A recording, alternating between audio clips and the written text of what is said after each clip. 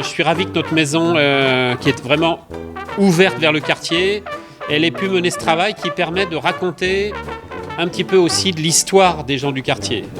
C'est évidemment un point important pour nous. Ce quartier, il est riche de son histoire, des habitants qui y sont pour certains depuis très très longtemps. Et ce qui fait la force d'un quartier, c'est justement aussi ses habitants et toutes les trajectoires de vie qui s'y croisent, avec toutes les nationalités, toutes les histoires, les initiatives et aussi les singularités de tous les gens qui vivent là ensemble et qui donnent son esprit au quartier.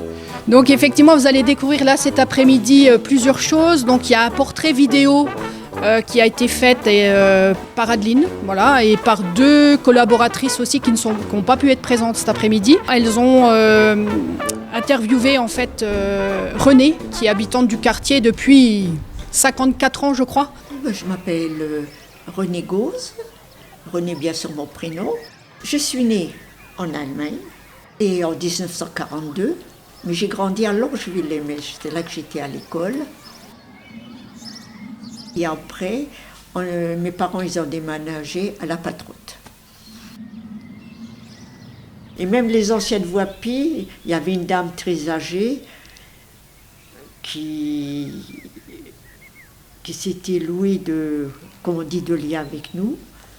Hein, on allait la voir, j'allais la voir et tout. Pour elle, c'était important. Il y a aussi un travail qui a été fait avec les mercredis éducatifs, les centres aérés sur le chemin que l'on emprunte. Bon, vous verrez les travaux qu'ils ont fait. Ils ont utilisé effectivement la céramique, la terre. Il y a le travail d'Olga qui est sur les fenêtres du bâtiment Atrium. J'ai souhaité capturer le caractère de chaque personnage de mes photos. Par ces photos, je voulais partager mes émotions avec vous.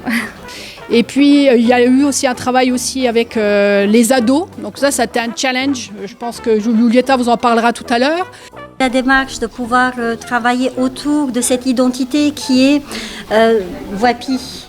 Voipy d'hier et Voipy d'aujourd'hui, c'est pas juste les immeubles, c'est pas juste le terrain, c'est vraiment les gens. Et ce que j'ai eu le plaisir, c'est les adolescents qui ont travaillé avec moi dans peu de séances, de pouvoir permettre cette concrétisation de fragments, parce qu'on ne peut pas tout faire évidemment, mais surtout le ressenti, de projeter ça et de garder dans la mémoire ce trajet, cette émotion, cette culture et puis cette différence à chacun.